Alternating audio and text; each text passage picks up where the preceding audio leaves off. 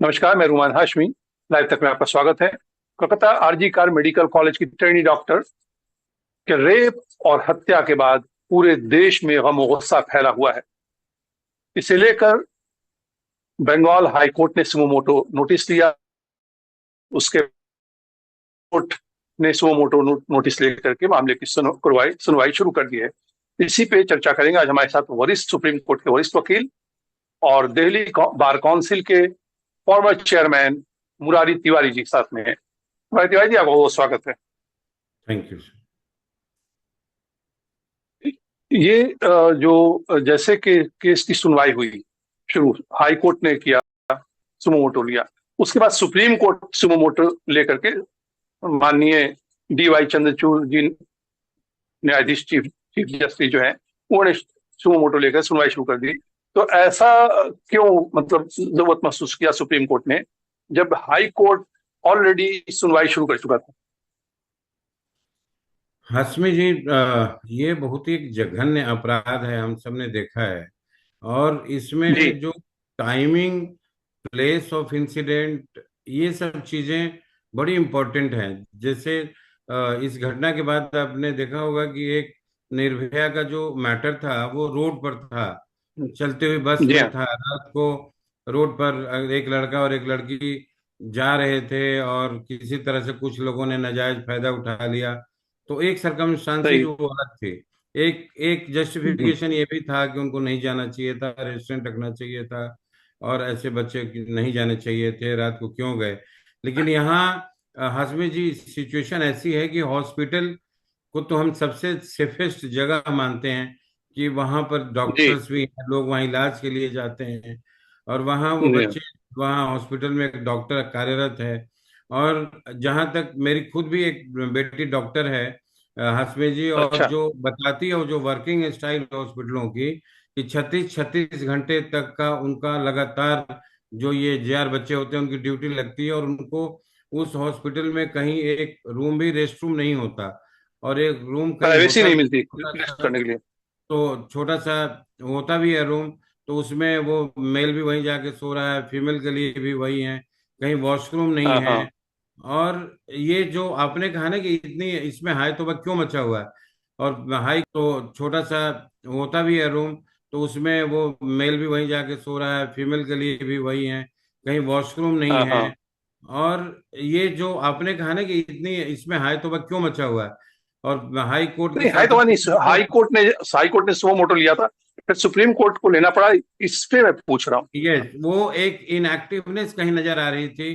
कहीं ना कहीं देखिए, आज भी इतने दिन हो गए हैं, पोली टेस्ट की हम्म। नौबत आ रही है और वहाँ जी हाँ। वैक्सीन्स की जरूरत पड़ रही है, जबकि सिचुएशन ऐसी है कि हॉस्पिटल में एक घटना होती है तो बहुत 24 घंटे के अंदर अंदर में जो मुलजिम भी हैं उनका भी वेयर अबाउट पता लग जाना चाहिए था।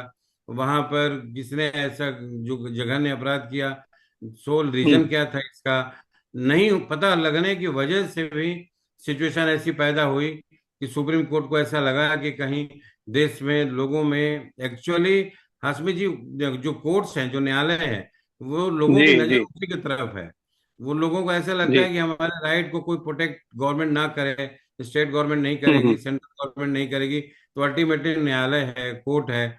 तो कोर्ट से फेथ एक बार उठ गया लोगों का, तो वो एक अराजकता फैल जाएगी पूरे देश में और एक नहीं, अनारकी हो आखिरी आखिरी जाएगी। उम्मीद तो न्यायालय ही बचता है। आखिरी उम्मीद देश के लोगों को, कोई भी मसला होता है, कोई कानूनी होता है, पार्लियामेंट में भी कोई ऐसा बिल आता है, तो आखिरी उम्मीद न्यायालय से ही देश को है, देश की जनता को है। तो एक बात और, माननीय मुख्य न्यायाधीश ने पुलिस के जांच के तरीके पर भी नाराजगी जताई है, सवाल खड़ा किया है कि पहले एक दो सुबह में, शाम में 6:30-7 बजे के करीब पोस्टमार्टम होता है, और रात में जाकर के FIR दर्ज हो रहा है पुलिस को, और वो भी अननेचुरल डेथ। ये अननेचुरल डेथ क्यों लिखा पुलिस ने, जबकि पोस्टमार्टम में ये आ गया कि ये रेप एंड मर्डर है?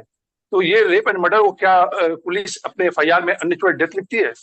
और साथ में ये कि ये पुलिस ने ऐसा क्यों किया कि वो FIR का नहीं, पहले पोस्टमार्टम हुआ बाद में FIR? ऐसा भी तो हो सकता था कि पहले FIR होता और पोस्टमार्टम के रिपोर्ट आने के बाद सप्लीमेंट FIR होता है।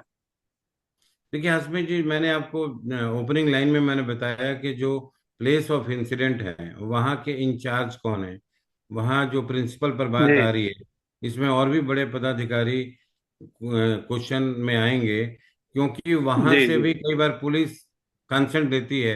पुलिस पूछती है कि आपके कंपाउंड में ऐसी घटना हुई है, इमिडिएटली इंफॉर्मेशन हम्म। जाता है जो प्रिंसिपल होता जी। है या मैनेजमेंट का वहाँ का मालिक होता है। तो वहां से जी हाँ। भी उन लोगों की क्या बातचीत हुई और उन्होंने किस तरह से इस मैटर को पुलिस को भी मैनेज करने का या लेने के लिए बोला, ये हमारे देश में ये सब बहुत प्रचलित है और बहुत प्रैक्टिकल है कि जैसे ही पुलिस ने वहां रिपोर्ट किया होगा कि आपके हॉस्पिटल में ऐसा एक घटना हमें मिली है, आपको क्या कहना है इस बारे में। तो ये हाँ। आप क्वेश्चन, आपके क्वेश्चन में जवाब भी उसी में छिपा हुआ है, क्योंकि वो मैनेजमेंट, वो जो वहाँ अथॉरिटी होती है, वो इमिजिएटली चाहती है कि बदनामी ना हो हमारी, और डाइल्यूट करने की जी कोशिश हाँ। करती है। चाहे कितनी भी जघन्य, इससे बड़ा तो जघन्य कोई कृत्य नहीं हो सकता हाँ, मैं तो समझ। और विक्टिम के पिता का भी यही कहना है कि जो हाँ फोन आया पहले, वो यही हाँ आया कि वो बेहोश है, फिर सुसाइड कर ली है। तो कहीं ना हाँ, कहीं छुपाने की कोशिश की गई और बिल्कुल इतना ये लंबा हसब जांच करने का। प्रक्रिया। तो जो आपने कहा ना कि जो स्टेट पुलिस थी और वहाँ पुलिस से लोग क्यों दुखी हैं, सुप्रीम कोर्ट भी उसके एक्शन से क्यों नाराज है, पुलिस भी अपनी इंडिपेंडेंट ड्यूटी डिस्चार्ज नहीं कर रही है आसमी जी। उसको ये ऐसा जी। लगता ही नहीं है कि मुझे अपना इंडिपेंडेंट काम करना है। अगर हमारे देश में अगर ये व्यवस्था ठीक चले, इन्वेस्टिगेशन ठीक से हो, तो मुझे नहीं जी लगता हाँ। है ये अब तक, अभी तक दूध का दूध पानी का पानी, ना इतना हड़ताल होता, ना इतनी परेशानी होती। 24 घंटे के अंदर में केस का सोल्यूशन निकाल आता है कि ये लोग उसमें एक्यूज हैं, कल्प्रिट हैं, तो उसमें ये लोग हड़ताल पे भी नहीं जाते, ना इस तरह की कोई बात होती। इससे देश का भी कितना नुकसान हो रहा है, कितना और लोग कितना भुगत रहे हैं, इसके लिए परेशान हो रहे हैं। तो आपको मैं 100% गारंटी के साथ कह सकता हूँ कि कहीं ना कहीं इसमें मैनेजमेंट का हाथ जरूर होगा, जो पुलिस के साथ मिल हम्म। करके इसको हासिल करने की कोशिश कर रहा होगा, तभी और सारा। यही वजह है कि सीबीआई ने हाई अदालत से जो इजाजत मांगा, और अदालत ने इजाजत दे दी कि जो मुलजिम है संजय रॉय, मुलजिम के अलावा चार और डॉक्टर हैं, उनका भी पोर्नोग्राफिक जो है लाई डिटेक्टिव टेस्ट से वो उनको भी गुजारेगी। और जो सूत्र कहते हैं वो ये कि सीबीआई का ये कहना है कि वो ये नहीं यकीन मान रही है, उसका ये नहीं, इस नतीजे पर नहीं पहुंचे कि ये चार डॉक्टर का मर्डर में हाथ है, लेकिन इन्होंने टैंपरिंग की है। इसकी संभावना से इनकार नहीं किया सकता है कि एविडेंस के साथ टैंपरिंग की कोशिश की है, इसलिए।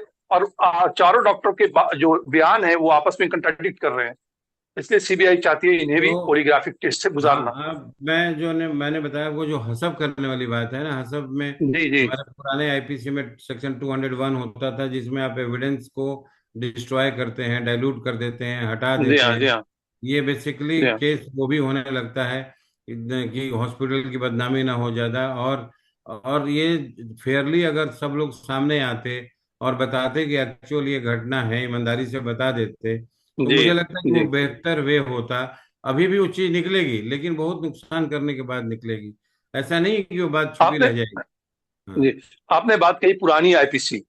अब हम्म भारतीय न्याय आचार संहिता लागू हो गया है, हम्म। तो इस कानून के तहत क्या देखते हैं, कैसी कितनी सजा मिल सकती है अगर आरोप सिद्ध हो गया तो? देखिए अब तो फांसी की भी प्रोविजन बनाया सरकार ने, बट मामला हम्म। हसमी जी, हमारे नजर से ये रहता है कि जो एक्चुअल कल्प्रिट है, जी। बेसिकली उनको सजा होनी चाहिए। ऐसा ना हो कि कोई कोई गलत आदमी की सजा हो जाए।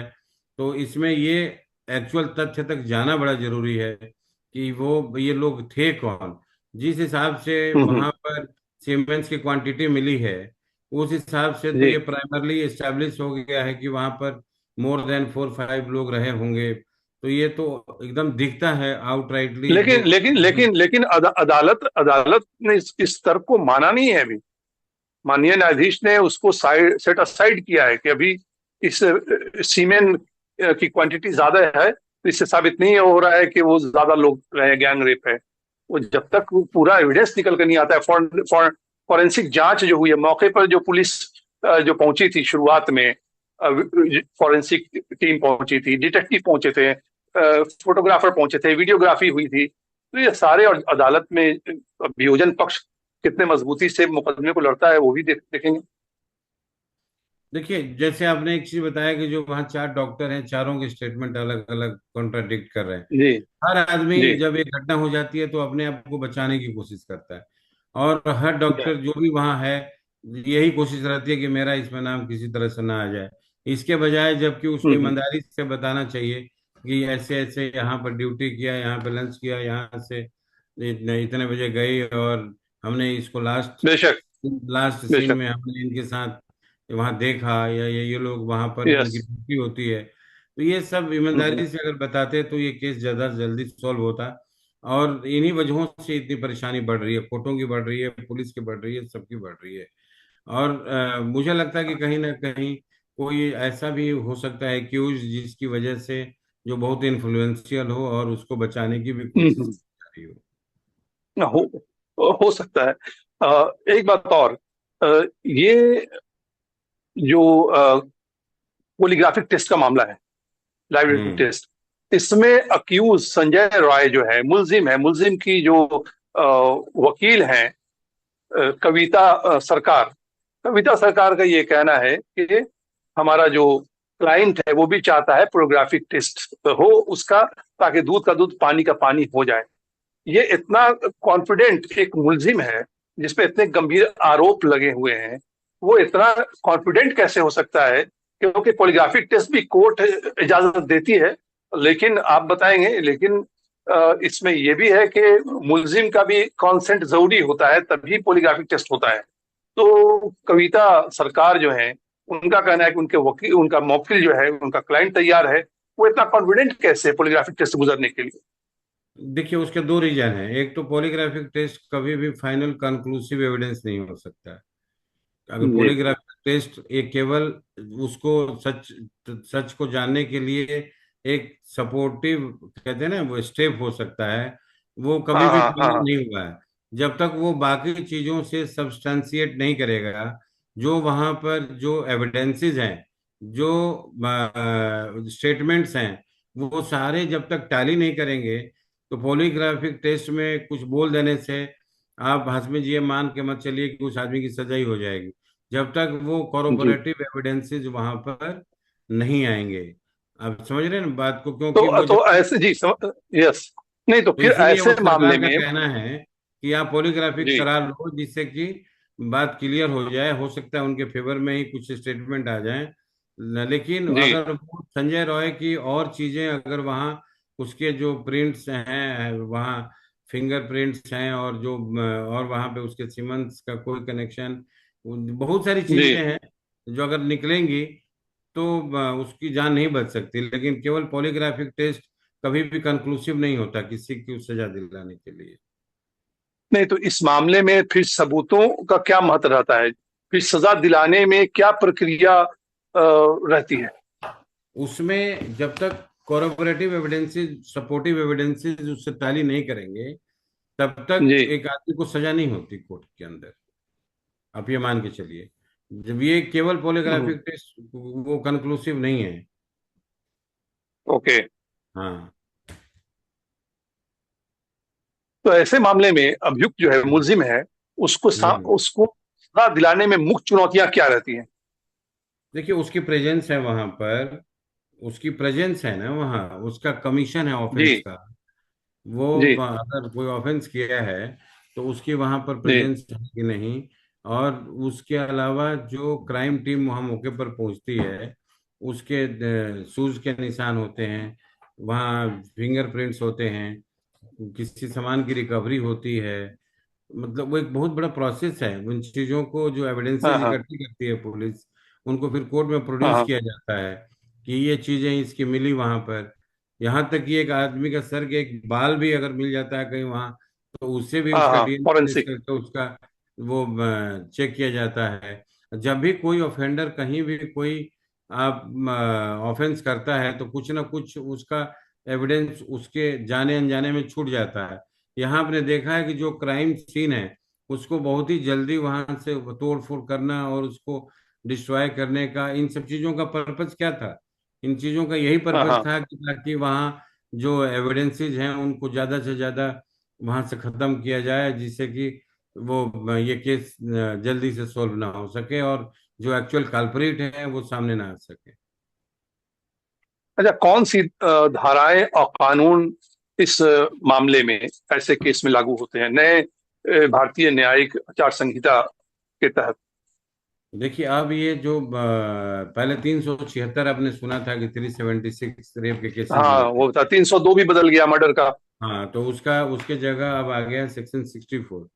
ये जो हाँ हाँ। बीएनएस है, भारतीय न्याय संहिता जो जी बना है हमारा, और जी जो जी जी जी। मर्डर का केस सेक्शन है उसके लिए जो जी। पहले 302 हम लोग मानते थे, वो हाँ हाँ। बीएनएस में 103 आ गया, सेक्शन 103।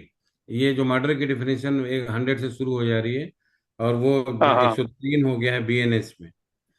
और तो वो अंतर क्या है? अंतर कुछ नहीं है, केवल नंबर बदल गया है। जो हमारे अच्छा, आईपीसी में और बीएनएस में, वो हमारे लिए आप समस्या कह बना रहे हैं दिया अंतर है जो कुछ नहीं है, पुराने सिर्फ वकील सिर्फ हैं। नंबर बदल गया है। मुझे एक हाँ, फ्रेज याद आ गया आपकी बात पे हाँ। कि old old wine in new बोतल। माफ ओन करेंगे, बस ये ओल्ड तो वाइन कोर्ट इन ए का न्यू न्याय का। बॉटल। हाँ, उसमें जी केवल कहीं कहीं कुछ नया प्रोविजन, जैसे सेडिशन का लॉ को हटाया है, और हाँ हाँ। इलेक्ट्रॉनिक एविडेंसेस को एविडेंस एक्ट के अंदर में जी हाँ। उसको जी। एडमिसिबिलिटी दे दी है। जैसे हाँ हाँ। बीएनएस में जो आईपीसी होती थी उसको बीएनएस बोलते हैं आजकल जी हम, हाँ। जी हाँ। जी हाँ। भारतीय जी न्याय हाँ। संहिता में। जैसे वो कम्युनिटी सर्विसेज की पनिशमेंट की प्रोविजन बना दिया है। और टाइम लिमिट तो पहले भी और सेक्शनों में था। फॉरेंसिक जांच का, फॉरेंसिक जांच फॉरेंसिक को जांच का काफी इंपॉर्टेंस दिया गया है। काफी इम्पोर्टेंस दे दिया, प्लस जो एविडेंसेस आप पहले कहीं से भी रिकवरी करते थे, किसी को गवाह दिखाते थे, अब उसकी हाँ हाँ। वीडियोग्राफी करनी बड़ी जरूरी है। और वहाँ अच्छा। मौके पर, और जो रिकवरी करेंगे उस रिकवरी के प्रोसेस को वीडियोग्राफी करनी है। तो ये तो मैं ओके। आपको ब्रॉडली जो मोटे मोटे सेक्शन जो बता रहा हूँ जो चेंज हुआ, but otherwise old wine in a new bottle वाली ही सिचुएशन है। अच्छा। अच्छा, क्या इस तरह के जो केसेस हैं, इसमें हम्म। आगे आने वाले समय में ऐसा लगता है कि ऐसी सजा होगी? क्योंकि मैं वो इसलिए कह रहा हूं कि भारतीय न्याय आचार संहिता जो कानून बना है, इसके तहत इतना केस, मर्डर और रेप का हाई प्रोफाइल केस हुआ है निर्भया के, और धनंजय चटर्जी जो बंगाल में कोलकाता में हुआ था, उसके बाद ये इस तरह का तीसरा केस है। तो ये क्या नया एक नजीर बन सकता है अगर केस बिल्कुल बनेगा। फैसला होता है? बिल्कुल, देखिए, अगर एक्यूज सही ढंग से पकड़े गए और एविडेंसेज उनके खिलाफ दिए जी। गए, तो निर्भया केस हाँ की हाँ। तरह ही इसमें भी फांसी का हिसाब किताब होगा। क्योंकि उससे ये कम कहीं हीनियस नहीं है ये केस, और उसी तरह का नजीर बनेगा। और आपने जो एक चीज हाँ हाँ। और बात पूछी नए वाले कानूनों में, तो बीच में कुछ कुछ जी। कोर्टों ने कहीं कहीं कुछ जजमेंट्स जैसे पास किए थे, उनको उन हाँ हाँ। जजमेंट्स के आधार पर भी कुछ कुछ इसमें अमेंडमेंट करके उनको एक प्रॉपर लॉ की तरह उनको एक सेक्शन बना दिया है उनका। अच्छा, एक बात और है, इस तरह हम्म। के जो केस आते हैं, अक्सर देखा गया है कि जनता की भूमिका जो है बड़ी मजबूत इसमें मानी जाती है। तो जनता जब सड़क पर ऊपर उतर के आ जाती है, तो फिर अदालत भी देखा गया है कि फिर केस फास्ट ट्रैक पे चल जाता है, और अदालत भी सुमो मोटो नोटिस लेती है, हाई प्रोफाइल केस बन जाता है। तो ऐसे में जनता और मीडिया का ट्रायल, क्या ऐसा लगता है कि इससे जज फैसले में दबा जो है, जज दबाव में भी आ सकते हैं, आ जाते हैं, और फैसले पे असर पड़ता है? देखिए, इसमें केवल जज ही नहीं दबाव में आते हैं, जज तो दबाव में कभी आते नहीं है, मैं एज ए लॉयर ऐसा नहीं हम्म। बोल सकता। लेकिन जी पूरा जी जी। सिस्टम दबाव में आ जाता है। अब देखें, आप हम्म। इस तरह की जो रेप और मर्डर के केस थ्रू आउट कंट्री हमारे ख्याल से रोज होता होगा कहीं ना कहीं। लेकिन हाँ, ये डेली, ये फॉर्चुनेटली एवरी डे, ये नजर में डजन्स आ ऑफ। गया। फॉर्चुनेटली ये नजर जी। में आ गया, और आज हाँ हाँ। पूरा एजेंसी लगा हुआ है, ये नजीरी बनाने के लिए लगा हुआ है कि ताकि इस तरह की घटनाओं पर रोक लग सके लोगों में। और आपने देखा होगा कि निर्भया केस में 376 का डिफिनेशन ही बदल गया था। उसमें सेक्शन जी 350, जस्टिस वर्मा की कमेटी की रिपोर्ट के बाद सेक्शन 354 एक अकेला सेक्शन होता था जो हमारे सारी जी। हाँ सिचुएशन कवर करता था, उसके 4-5 क्लॉज बना दिए थे। ऐसे ऐसे जो हाँ। सेक्सुअल ऑफेंसेस के जो सेक्शंस थे निर्भया केस के हम्म। बाद, जस्टिस वर्मा कमेटी के बाद सारा वो डिफिनेशन चेंज हो गया। सेक्शन 376 का रेप की जो परिभाषा थी वो इतनी लार्ज हाँ कर हाँ। दी कि कई बार उसका मिसयूज का भी रिपोर्ट आता है, कि वो उसकी हम्म डेफिनेशन हम्म ही इतनी ज्यादा कर दी कि आप उसमें सेक्सुअल पेनिट्रेशन और इस तरह का कोई होना भी कोई जरूरी नहीं है। मतलब उसकी परिभाषा आप देखेंगे तो आप उसमें और भी कई तरह की जो एक्टिविटी है उसको रेप की डिफिनेशन में डाल दी है। तो ये नजीर तो हाँ हाँ। बनते हैं ये केस, इसमें भी हो सकता है कि कोई बड़े लेवल की कोई कमेटी हो और कुछ सुझाव हो तो कानून में और भी नए नए चीजें आ सकती है। लेकिन आपको हाशमी जी एक बात जो मैं शेयर करना चाहता हूँ कि जो जी हाँ। हमारी आईपीसी थी पहले की, उसमें भी वो जी हाँ। कंप्लीट कोड था। वो जो ओके। लैकिंग जहां पर है, इन्वेस्टिगेटिंग हाँ हाँ। एजेंसीज में लैकिंग है, हमारे जो हम्म। कोर्टों का इंफ्रास्ट्रक्चर में लैकिंग है, जब तक वो ठीक हम्म नहीं होगा, जब तक हमारा हम्म। इन्वेस्टिगेटिंग एजेंसी का सिस्टम ठीक नहीं होगा, जी कोर्ट हाँ। में चीज जाएंगे नहीं और कोर्ट में जज नहीं होगा, कोर्ट में स्टाफ नहीं हाँ हाँ। होगा, तब तक हाँ हाँ। सिस्टम ऐसे ही चलता रहेगा। हम एनएक्टमेंट को कितना बार भी अगर बदलेंगे, तो हमें इस बात पर भी जोर देने की जरूरत है कि हमारे इंफ्रास्ट्रक्चर ठीक से हो जाएं, नंबर ऑफ जजेस बढ़ें, वकीलों की सुविधाएं बढ़ें, और आप न्याय दिलाने के प्रोसेस में जो जिन चीज़ों की जरूरत है उनको ठीक करें। जी। कानून को तो आप सेक्शन कितना भी स्ट्रिंजेंट बना लेंगे, लेकिन जब तक हम्म। सिस्टम हमारे को ठीक करना होगा, नहीं ठीक होगा तो न्याय दिलाना बड़ा मुश्किल है। हम्म। अच्छा, एक बात और है कि लगातार इस तरह के जो केसेस आ रहे हैं, इसमें अब टेक्नोलॉजी का इतना जमाना हो गया है, डिजिटल हो गया है, वर्ल्ड डिजिटल हो गया है, मोबाइल सबके हाथ में है। उसके अच्छे असरात भी हैं, उसके बुरे असरात भी हैं। ये जो नई नस्ल है, नौजवान लड़के हैं, 16 साल, 17 साल के, 18 साल में दाखिल हो रहे हैं, वो भी इस तरह के हीनियस क्राइम में उनका वो भी पाए जाते हैं। अमेरिका में इस तरह के 17-18 साल के लड़कों की ये भी पेनल्टी है, बहुत सीवियर पेनल्टी है, आप तो जानते हो। ये निर्भया केस हुआ था, उसमें भी एक नाबालिग था, वो 3 साल का सजा हुआ, उसको फिर पुलिस ने गुमनाम कर दिया, ताकि वो उसके उसका पास्ट उसका पीछा ना करे समाज में, वो जो है कहीं उसके साथ उस समाज असॉल्ट ना हो, उसके ऊपर आइडेंटिटी को छुपा दी गई। तो ऐसा लगता है कि ये जो नया कानून बनाया है उसमें भी जैसे वोटिंग का राइट कर दिया 18 साल, 21 साल से घटा करके, लड़के बहुत जल्द मैच्योर हो रहे हैं। खबरों में आप भी देख रहे हैं, हम भी देख रहे हैं डेली, निर्भया का भी एग्जाम्पल सामने है। तो इसमें ये जो 18 साल तक का नाबालिग माना जा रहा है और नाबालिग हीनियस क्राइम कर दे रहा है, तो इसमें भी कानून को बदलने की जरूरत है। देखिए ये इस बात को मेरे ख्याल से 8-10 साल हो गया जब ये 16 था, जो एनआईएल की एज जी 16 ईयर्स थी। तो जी जी। उस वक्त भी कुछ ऑर्गेनाइजेशंस ने बहुत इसको आवाज उठाया, जो ह्यूमन राइट्स वगैरह वाले ने और सबने, जो समाज सुधारने वाले ऑर्गेनाइजेशंस थे, कि इसको 16 से 18 कर दी जाए। तो उस ठीक। वक्त हम लोग को एज ए लॉयर 16 ही लगता था कि 16 ईयर्स का भी अगर बच्चा है तो वो बहुत सारे क्राइम हम्म। कर सकता है और बच भी जाता ओके। है। तो जी। 16 हमें ज्यादा लग रहा था।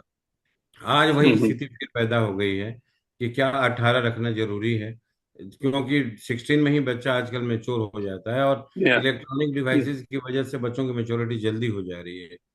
दूसरी यस बात, यस। जो इलेक्ट्रॉनिक एविडेंसेस का और इलेक्ट्रॉनिक जो हमारे यूज में फोन वगैरह है, इनसे एक चीज बहुत आसान हो गया है इसमें जी, पुलिस का काम आसान हो गया है। 90% केसेस आजकल सोल्व हो जाते हैं। यस। अपने सर्विलांस कैमरा मोबाइल जो है में जगह जगह लगा हुआ है सारे। जी हाँ। कैमरा लगा है, मोबाइल के आपके लोकेशन से पता लग जाता है, मोबाइल में आपके कन्वर्सेशन से, व्हाट्सएप से जो हाँ। ट्रैक निकालते हैं कि आपकी किन किन लोगों से बात हम्म हुई है, उनसे आजकल हम्म। ये काम पुलिस के लिए आसान हो गया है। किसी केस को हाँ सोल्व हाँ। करना पुलिस के लिए आसान हो गया। इसीलिए अभी एविडेंस एक्ट में बदलाव हुआ है कि जो इलेक्ट्रॉनिक एविडेंसेज हैं उनको भी एडमिनिस्ट्रेबिलिटी का एक प्राइमरी एविडेंस माना जाए, और इससे काम आसान हुआ है काफी। इस ये जो केस हुआ है कलकत्ता वाला, आप देखेंगे तो इसमें जी हाँ। अभी तक पता नहीं क्यों नहीं निकल के आ रहा है कि इलेक्ट्रॉनिक एविडेंसेस क्यों नहीं इतनी जल्दी सामने आ रही हैं। अदरवाइज तो अब तक सारा चेन निकल के आ जाता है किसी भी मैटर में, कि यस। वो किसने किससे बात की, अगर ये संजय राय ने बात भी की, कहाँ बात की, पूरा उसका निकल आया होगा, हो सकता है इन्वेस्टिगेटिंग एजेंसी के पास आ भी गया होगा, हम लोग को नहीं पता लग रहा है, क्योंकि सारी बातें हम्म, हो सकता है कि मीडिया में, प्रेस में नहीं आती हैं। तो और जी जी इन्वेस्टिगेशन जी। का मैटर है, तो सीक्रेट भी रहे तो हमें इस बात से कोई परेशानी नहीं है, लेकिन इन इलेक्ट्रॉनिक डिवाइसेस की वजह से काम आसान हो गया है। आखिर में एक आखिरी सवाल। क्या लगता है, सुप्रीम कोर्ट मामले को देख रहा है, तो ये केस फास्ट ट्रैक पे जाएगा, जल्दी इसके हंड्रेड आएंगे, परसेंट फैसला हंड्रेड जल्दी होगा? परसेंट ये 100% फास्ट ट्रैक पे केस जाएगा। और जो आपने कहा ना, जो दबाव, इसमें एजेंसीज पर भी दबाव होगा, प्रोसिक्यूशन पर भी दबाव होगा, गवर्नमेंट पर भी दबाव है, हर जगह दबाव है। और ये केस बिल्कुल निर्भया की तरह ही एक नजीर बनेगा। और आपको बहुत जल्दी सुनने में मिलेगा कि 2-4 महीने के अंदर अंदर इसका ट्रायल भी पूरा हो गया, और जो कन्विक्शन वगैरह होना होगा वो भी हो जाएगा। उम्मीद है कि विक्टिम को न्याय मिलेगा, उनके परिवार वालों को इंसाफ का इंतजार है, उन्हें भी न्याय मिलेगा। और इस तरह के जो बिल्कुल। केसेस हैं, इस पे रोक लगना चाहिए, इस पे रोक लगना चाहिए। मुझे उम्मीद आपका है बहुत बहुत शुक्रिया। जी जी जी। मुझे उम्मीद है कि बहुत जल्दी न्याय मिलेगा सबको, उनके विक्टिम वालों को मिलेगा, और बाकी से बाकी लोगों को कॉन्फिडेंस मिलेगा, जो लड़कियां जी, हॉस्पिटल्स में काम करती हैं या कहीं भी पब्लिक प्लेसेस पे काम करती हैं, उनको भी कॉन्फिडेंस मिलेगा।